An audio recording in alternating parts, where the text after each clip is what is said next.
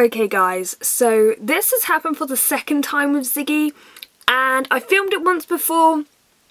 I lost the file, I don't know where it went, and she's gone and done it again, so I can show you what to do when your gecko gets skin stuck on its head. So, in an ideal world, a leopard gecko will start shedding from its nose and it will go back like a banana.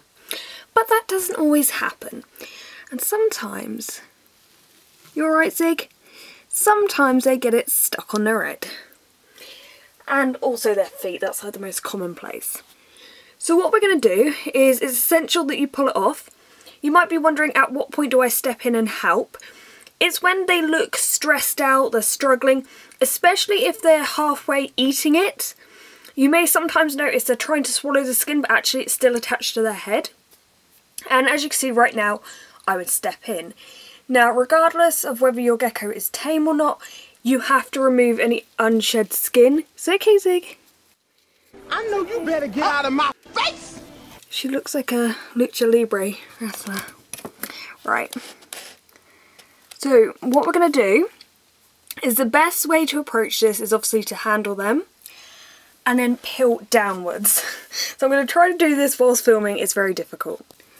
So essentially what we want to do is take this off in one piece. You want to make sure that it is released around the ears.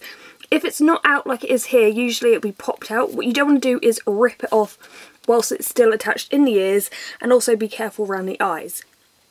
Other things you can use, sorry she's just walking off, other things you can use is like the Zoomed, Shednaid I think it's called.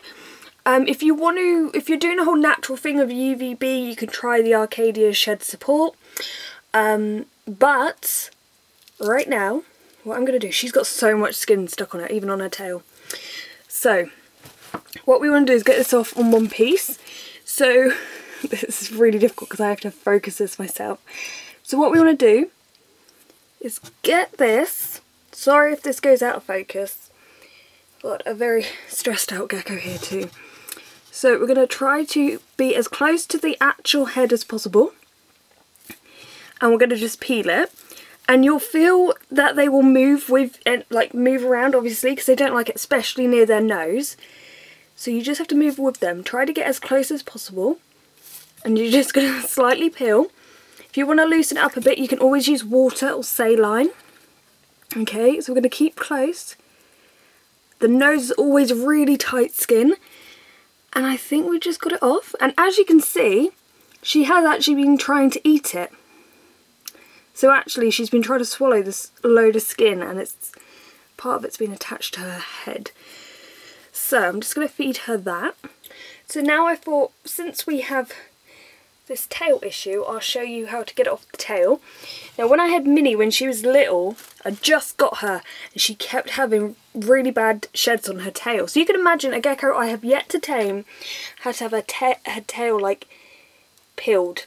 Not a fan of that, and obviously I was really worried, but if you're careful your gecko should be fine.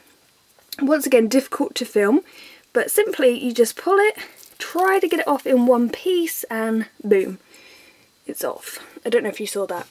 The worst ones are getting it off their toes, and I have done a video on that, so you can check that out. But when it comes to leopard geckos, you will find that they will be a lot more stressed out when it comes to shedding. It's probably a good thing not to handle them when you see they're going to be shedding. Just leave them, let them do it, and then once they sort of settle back down, or they look really stressed out because they can't get it off, that's when you step in. As I said, whether they're tame or not, you have to do it. I would say it's one of the most annoying parts of having a gecko, but it is essential. It's one of those... Oh, where's she gone now?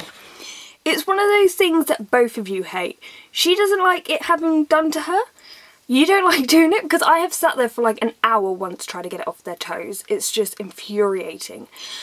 But as I said, it has to be done. I still need to get them off her toes now. Yeah, I'm sure she's not going to be a very happy gecko. I have to say, there are many reasons that a gecko can have issues of shedding. That can be due to, you know, not a good humid or moist hide. And I'll be honest, I didn't even know she was shedding today. When you have a gecko this light, you can easily miss it. So I wasn't really prepared for her shedding, so I didn't actually spray down her hide to turn into a moist hide.